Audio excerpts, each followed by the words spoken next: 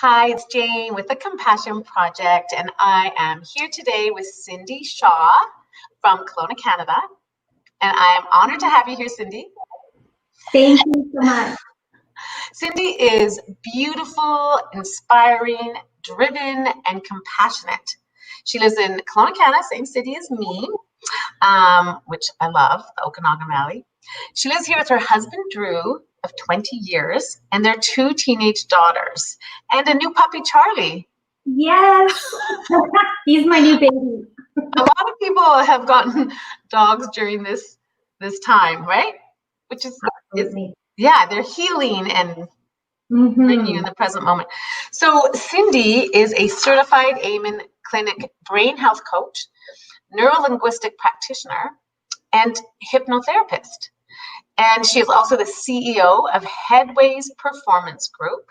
She's passionate about teaching others about brain health and how to mentally, physically, and emotionally live a better life, which we all want.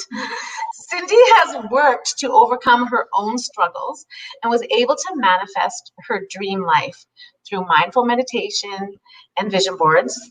I'm also super passionate about that. And she feels it is important to slow down in order to accelerate forward. And she really believes you can transform your life from the inside out. So, welcome.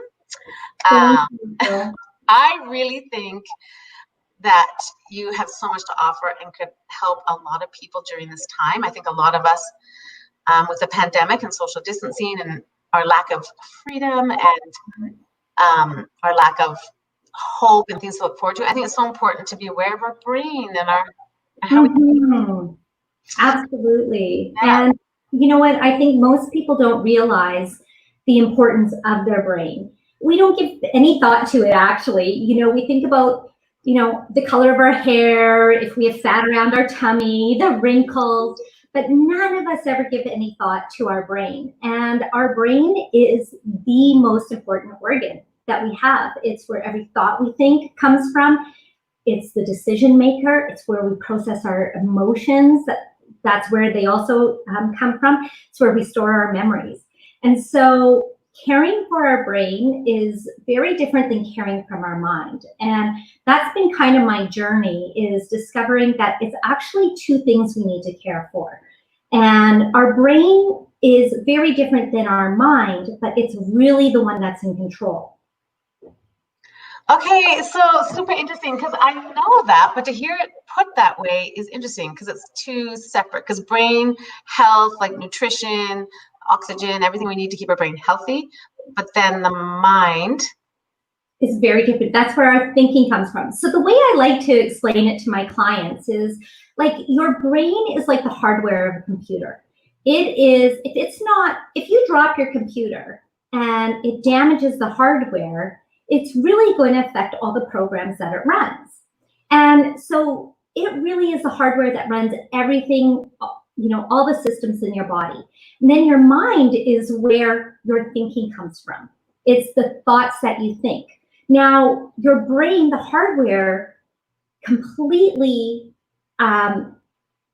really controls also the quality of your thoughts based on the amount of stress hormones you have in your body, or the amount of dopamine or other neurotransmitters. And so those are actually created throughout your body that influence your brain, which then influences your thinking. Does that make sense? Yeah, it totally makes sense. And Cindy and I were talking a little bit before this, but I have become really aware of my thoughts and healing my brain, and I just don't know if I actually thought it. I understand that. And then you're thinking, okay, your mind is coming from who you really are. It's the whole heart. They say the ego is in the brain, and then our true self is in our hearts and our souls. And so that's the mind would be coming from. So that's really the software. So for instance, stress, poor diet, lack of sleep, not exercising, all affects the health of your brain. Now, if your brain is not optimized and it's not healthy, it directly affects the quality of the thoughts you think. Because Yeah. you may not be providing your body with enough serotonin, and serotonin controls your mood. So the way that this all came about for me, is it okay if I just tell a little bit about? Yes, I really want to hear your story. Yeah, for sure. Well, I was a personal development junkie for since the time I was 16. So I went and I learned all this great information that was based on your mind, how to change your thinking, how to become more mindful and aware of your thoughts. And it was great and powerful stuff. And when I used to live in Edmonton, I actually created a whole training program for women that I taught for 5 years on how to do exactly that. How to really, if you change your thoughts, you can change your life. And I had this whole program that was based around that concept. Now, skip forward 10 years from that point, I started to experience incredibly bad brain fog, to the point where I was about 38, 39. I thought I had early onset Alzheimer's. Really? And I couldn't remember by lunchtime what I'd had for breakfast, or if I'd even had breakfast. That's how bad it was. Wow. I didn't know my best friend's name. I could pull up the picture of her in my head and it would just be on the tip of my tongue and I couldn't actually come up with her name. So my brain was really impaired. And I went for all sorts of testing. I went for a CT scan to see if I had, maybe a brain tumor or something that was impairing my cognitive abilities. And my doctor was like, there's nothing wrong with you. And I'm like, there is something wrong with me. So it wasn't until my youngest daughter started to experience a lot of mental health issues. She, for years, she would come home from school. She was in grade, 9 at this point, and she would sit for hours trying to complete her homework. What should have taken anyone 15 minutes to write a paragraph would take her 3 hours. Aww. Then her negative thinking would start. She'd get into this cycle of, I'm stupid, I can't do this, I'm dumb, I'm never going to succeed in life. And here I was, someone who taught people how to change their thinking, and I tried everything that I knew to help her, and nothing did. It just actually made it worse. So we went and we got her tested, and she got diagnosed with generalized anxiety and ADHD. And, I didn't know at the time, I just had this perception that if you have a kid with ADHD, they're bouncing off the walls. And she wasn't. And girls are often misdiagnosed because they're not hyperactive. But she definitely had attention deficit and couldn't focus. So, I went down the normal route, went to the pediatrician, they put her on medication that she had awful side effects to. And that is when my personal trainer actually told me about a doctor down in the United States by the name of Dr. Daniel Amen. And I started, I bought his book, I started reading it, and I started implementing a lot of the things that he said. And part of it was that no two brains are the same. And he uses a very specific kind of brain scan called a SPECT imaging. We have PET scans, CT scans, there's also SPECT scans. But what's unique about SPECT scans is it actually shows a 3D image of the brain, but it also shows blood flow within the brain. And he's now done 170,000 scans over 30 years, and he noticed patterns. So he noticed that anxiety is not just one thing, because if it were, then one medication should solve it for everyone. Right. Depression is not one thing. ADHD is not one thing. ADD is not one thing. Addictions are not just one thing. They are a grouping of symptoms. But what he realized was that each of those things affect our brain differently. So he realized that there's actually 7 different types of anxiety and depression. There's 7 different types of ADD and ADHD because they affect different regions of your brain. So once I started to learn this, I was able to dial in and specifically target the areas of my brain and my daughter's brain that were overactive or underactive so that we could balance it out. So my daughter went into high school, and to be perfectly honest, Jane, I was so scared. I thought this kid's going to commit suicide. She is stressed out. Oh, it broke my heart. And I was at my wit's end. And then I got her onto this program that was targeted to her specific brain. And she became a different kid. She was happy. She could manage her stress. For years, I would not let her go into theater at school because I was like, there's no way she could manage this. Like, she would come home and cry for hours if something didn't go her way. So, once I got her onto this, very brain-specific program, I let her go into theater. She had her best year ever in high school. She graduated with honors, whereas before she was just barely getting by. And she became this happy, joyful kid. As for myself, I got my brain back. I was able to, again, dial in and target those specific areas of my brain that were not performing well. So I didn't have Alzheimer's. I just had really bad brain fog that was due to a lot of different factors. And once I was able to, make those specific changes, I now have more mental clarity in my 40s than I did in my 20s. So here's my passion, is really sharing, this methodology, that there's natural ways that you can optimize and heal your brain. And when you do that, then it's so much easier to change your mindset. Because saying to myself, like, I have a great memory when I can remember my best friend's name did nothing. It did not change the fact that my brain was not optimized. The hardware was damaged. The hardware was not working as best as it could. So that's what I really do, is I help people first optimize the hardware, so then they have the tools, the resources, the ability to really work on the software, their mindset. Okay. Yeah. So is that, because this is all natural. This is a natural way to heal your brain, right? Yeah. So is it through, did you heal it through like nutrition, getting rid of stress, that type of thing, like more water? Oh yeah, because I know that I had a friend on that's really into natural health about a month ago, and she talked about water, like a dehydrated brain is like the brain of someone that is close to dying, or has severe Alzheimer's. She said if you just dehydrated, not get enough water, like your brain needs so much water. Right. Yes. Yeah. So, I'm not against medication. I think medication has its place. Like, I have been on an antidepressant since my daughters were 1.5 years and 6 months old, because I had such severe postpartum depression that literally that antidepressant, and I get seasonal affective disorder, has saved my life. Yeah. So I'm not against medication if you can find the right one. Right. A lot of people, unfortunately, have a lot of negative side effects. What I also do is I focus on core things. One is nutrition. Your brain is the hungriest organ in your body. It consumes 20 to 30% of your calories. So what you're putting into your body directly either feeds and helps your brain thrive, or it just allows you to just survive and get by. So being very conscientious. Now, the one thing I do want to mention is there's not a one-size diet that fits all, again, because, again, what Dr. Amen was able to do, and that through his brain health coaching course, I now help people do, is dial in specifically on their brain type.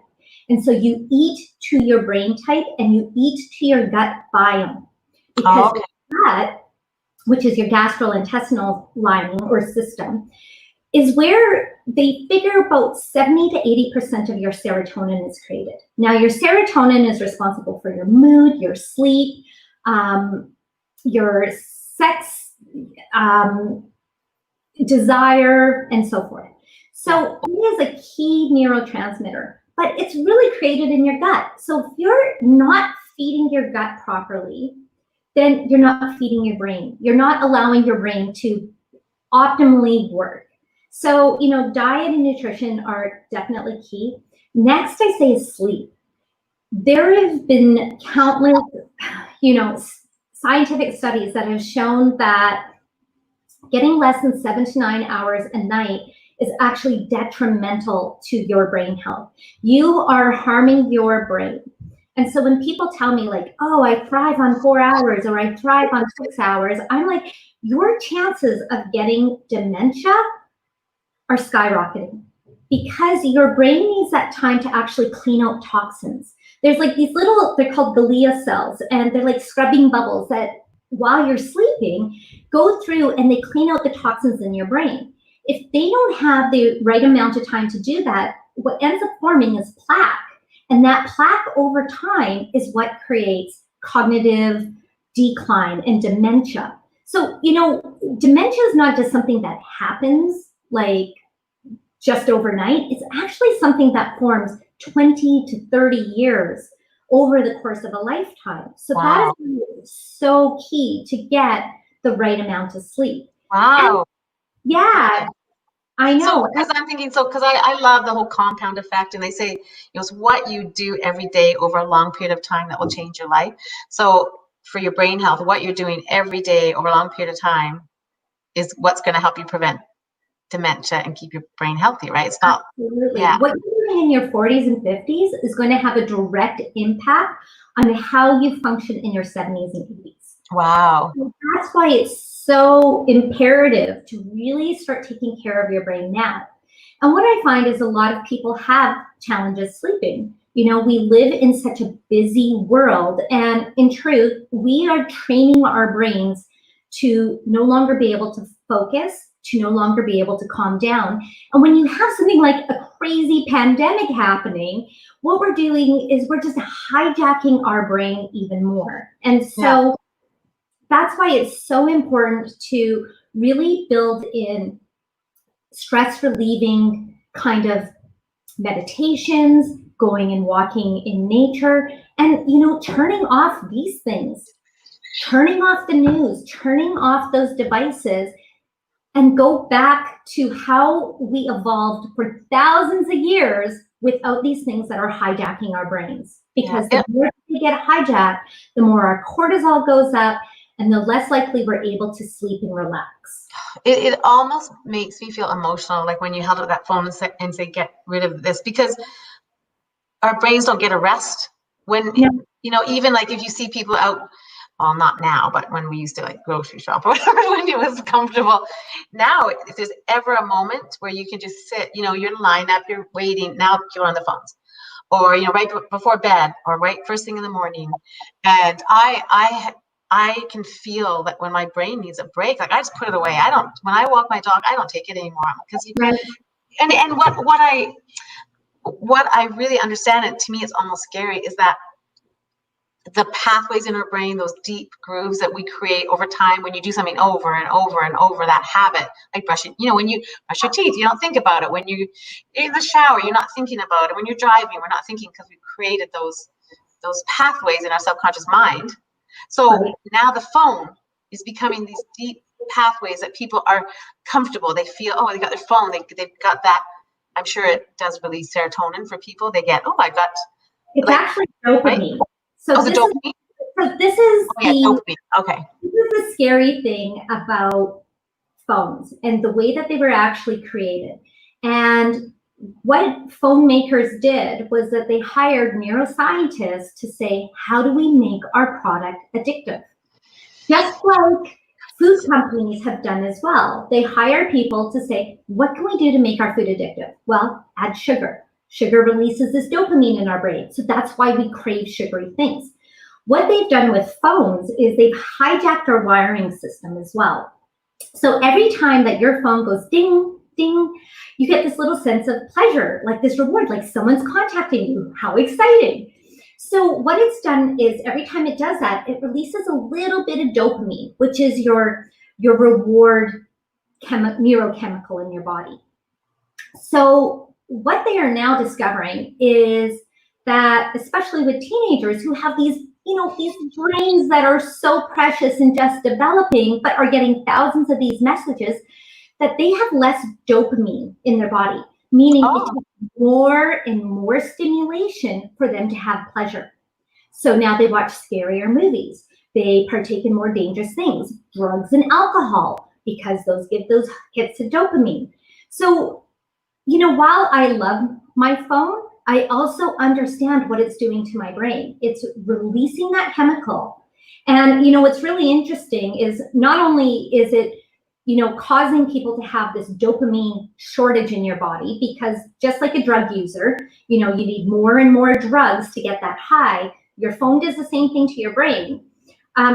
Hewlett-Packard did a study years ago, and they found that your IQ actually drops by 9% if you have your phone by you while you're working. Because Really? it's so distracting. And in this world when we're, trying to stay focused and people are so challenged to do so, it's often because of the distractions we allow around us. And so we're now training our brain to not be focused. You just swipe through stuff. You don't like something, 30 seconds, it's gone. So these are creating those neural pathways that then, again, like you're alluding to, set us up for, more stress in our life, where we don't feel pleasure at normal things that would have brought us pleasure. And it's, again, because we are hijacking our brains on a daily basis. It's crazy. It's scary. We just have to, I know we just have to be so aware of how we feel. And I don't know, I have grown children now, and I have a grandson who's 6 and a little granddaughter who's 10 months. But I feel for this generation, because I raised my girls and they didn't have a phone. Everyone wasn't on their phone. And I even then, like when you mentioned earlier, my heart went out to you when you talked about your daughter that struggles, because I raised 2 daughters and same kind of issues at different times. And you think, I really thought, I was a good mom and loved them so much, but didn't have the tools to actually understand how to get them through the difficult time of teenage years. And right. And I think if you and I here just talking, we both had an experience with that. How many women, moms are struggling with, their girls getting, like, feeling good about themselves, and it's scary. You think that's absolutely, like, the fact that, okay, think about it. When we were in high school, it was bad enough going through that experience, which I'm sure everyone can relate to. But now, having everything filmed, everything you do, every misstep, and then being compared to everyone else in the world. We are setting up this generation. This is the biggest social experiment that we have ever done. And I do not think it's going to have good results. And we're already seeing that. If what we were doing was working so well, we should see mental health issues on the decline. And that is not the case. Everything is inclining. It's on this steep curve up where more people are suffering from mental health issues. 1 in 5 Canadians will suffer in a year from a mental health disorder. And what I'm trying to get people to understand is it's not this thing that's about your psychology. It's not necessarily about your thinking.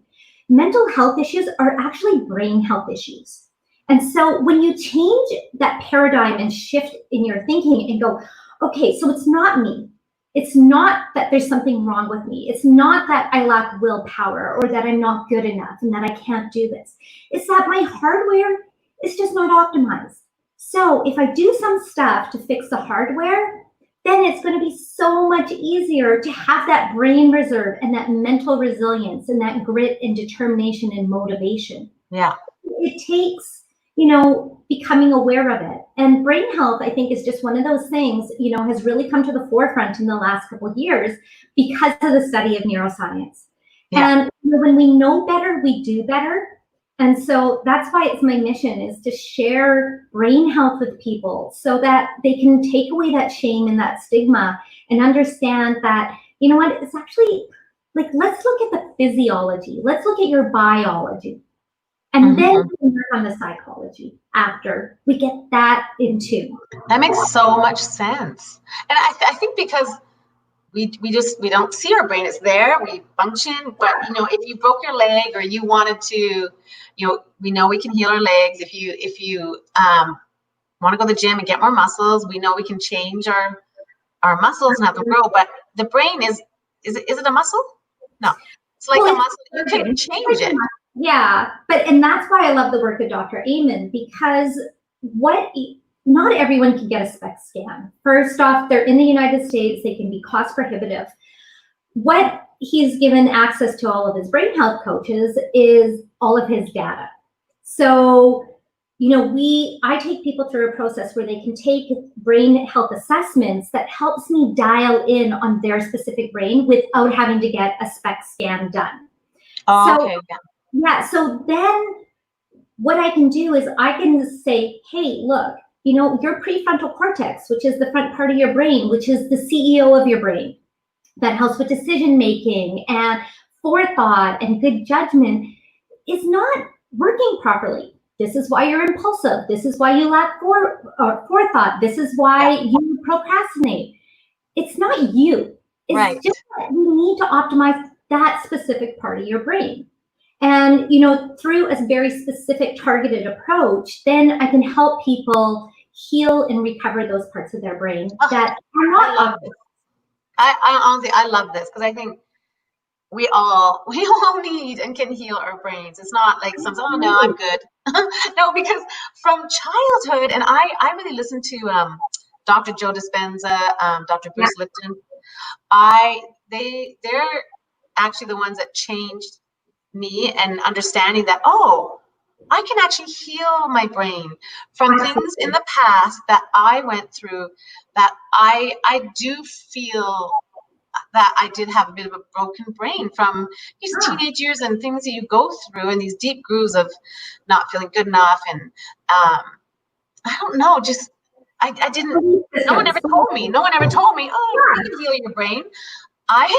But listen to them and understanding that the more positive thoughts and the more things you do, you can create healthier roadways so that when you're not slipping into those patterns from the past, and change my life. Absolutely. And so what I just do is I say, let's just back up a little bit. Let's make sure that we fully optimize the hardware so that those changes stick. And it makes it easier for those changes to happen. And it takes away that self-blame and that shame of going, look, it's not you. It's just that, you know what? You fell off of a swing when you were small. You hit your head. You have a little part of your brain that, again, got damaged. But let's work at what we can do to fix that so then you can make better decisions, so that you can focus, so that you do have the resources to allow your brain to then be able to heal and to create those new neural pathways. Interesting. That's so important. Yeah. So is this, you have your company, you're the CEO of Headways Performance Group. Is that where you do the work, this work through there? Absolutely. Yeah, I do it through there. I do it online. I meet with clients one-on-one, socially distanced right now. Yes. But, again, it's all about targeting it to your specific brain, because what you've experienced and how your brain is formed is very different than mine. And so being able to give that targeted natural support, which, can include sleep, your diet, dialing in on your diet, the right kind of supplements can do wonders, exercise, I call it knowing your numbers. For a lot of women, especially in our age group, hormones are a huge thing. And same for men. Men often don't think about hormones, but hormones are directly and very much so correlated to addictions.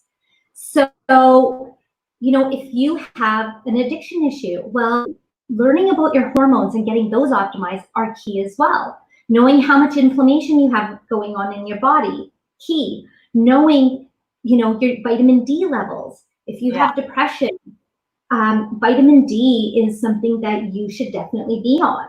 So, all these things that I hone in on, I talk with my clients, and then I put them through a program that, is optimizing their brain, but also resetting their mindset and creating those new beliefs and those new thinking pathways and really retraining their brain. Yeah, that's incredible. So how did, I know you are also really into vision boards. Yes. Manifesting your life.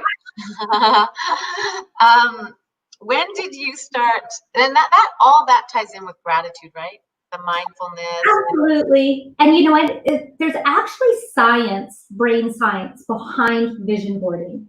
And so I take a little bit of a different approach. I'm just not like slap some pictures on and hope and pray that things show up. I've been very intentional. So I started vision boarding about 15 years ago, and I'm now on my third board. And I always tell this story to people. I have both my vision boards in my office, like my last two. And my daughter was sitting at my desk about a year or two ago, and she's like, Mom, did you create that board after you got everything? Because it is so exact. Wow. Yeah. And I said, no, honey, I created that 5 years before. Wow. So here's what happens in your brain. And this is why I love vision boarding. So when you are clear about what you want, what you do is you activate this part of your brain called the reticulating activated system, RAS, the RAS. So it's just like when you're pregnant, you notice every pregnant woman around, or you go to buy a new car, you notice that car everywhere. Yeah. Driving around. Okay. So the same thing happens when you get clear about what you want and you put it on a vision board. What you're doing is you're reminding your brain to focus on that. Oh, okay. There's so many bits of information happening around you, but because you've told your brain, I really want to have X, that is going to start honing in on those conversations, honing in on those opportunities. So there is this whole component of brain science behind it. Now, I also believe that, coincidences happen and we live in this magical universe. And the more that you are clear about what you want, you set your intention and you set some goals towards it, the more likely it's going to happen in your life. Yeah, so interesting because I love vision boards. I definitely make them. I know that you can't just make it and just put it in the cupboard. I mean, you have to look at it. You have to see it every day. But it's funny because I thought about years ago when I was a teenager. I remember, things you remember that your mom does. I remember going through a really bad time when I was a teenager. I always wanted to, I don't know, I always wanted to be in love, and I knew I'd have a family one day, and I went through a really bad time and depressed when I was young. And she told me to make, I don't know, she called it a vision board, but she got me a bulletin board and she got me to cut out pictures of what I wanted and I wish I still had it, but put it on. I cut out a picture of a man. He was like my dream man, hair, mustache, and he was in the center. Well, my husband, I swear, looks just like that man. I've always thought, I wish I could get that picture back because that was my first experience of a vision board. And then when the kids were little, I did a dream book. And it was like, I wanted this type of house. I described it. I wanted to drive this car. And it all came true. I remember later going back like, and so, but I didn't understand the brain what did you call it? RAS? The RAS, reticulating activating system. That's interesting. So so if I put on my vision board, okay, let's just say, let's say someone that's single and they just, like I did, if you actually put a picture of your dream man on there, but you could pick a picture of healthy relationships maybe, would your brain then start would that help for someone finding love? It helps. What I always tell people, so I manifested my perfect and right partner. Now, this is the key to it. Let's teach everyone how to manifest their perfect partner. So I had a book that I listed out the qualities of the person I wanted to be, what they were like mentally, emotionally, physically, sexually, financially, social, spiritually. Like I had these very specific headings, and then I wrote down the qualities underneath. And then I remember I was listening years and years ago to, a self-help tape, and the author in it said, okay, so that list of your perfect person, would he date you? And I was like, oh my gosh. So her advice was all of those qualities that you have on there, you become them yourself. Yes. And you work on those because, we always, as a society, we're like, opposites attract. And I'm like, well, opposites usually don't last. That's the truth. And I have an acronym for healthy relationships. It's GIVED. You want someone who has the same goals, interests, values, and dreams as you. But you need to know what you want. Yeah, goals, interests, values, dreams, GIVED. But you need to know what you want. Otherwise, it's like going to a restaurant and ordering. You don't go and say, I would just like something with salt in it. And then, it shows up and you're like, well, that's not what I want.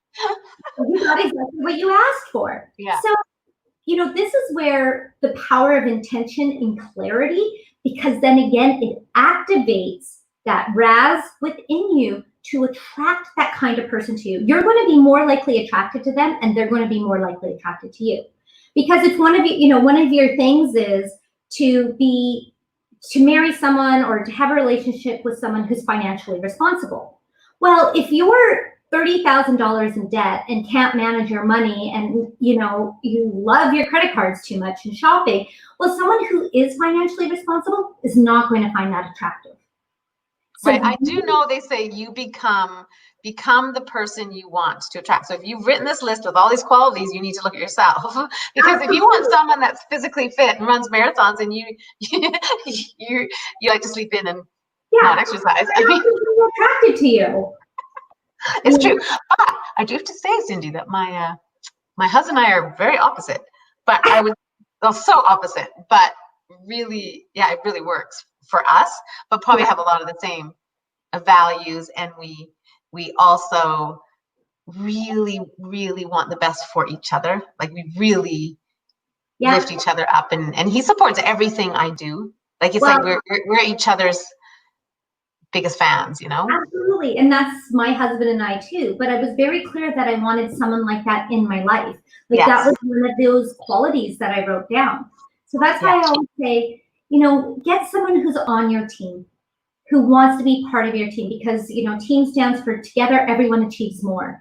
And so when you have the same goals, you have the same interests because you like to do things together, you value the same thing. If your husband valued money and you valued family, there's going to be problems, because he will work 80 hours and sacrifice his family because that's more what he may value, as opposed to yourself. And so resentment builds. So that's why it's so important to be conscious and aware of what you're putting into your brain and what you're focusing on. I agree. Yeah, I agree.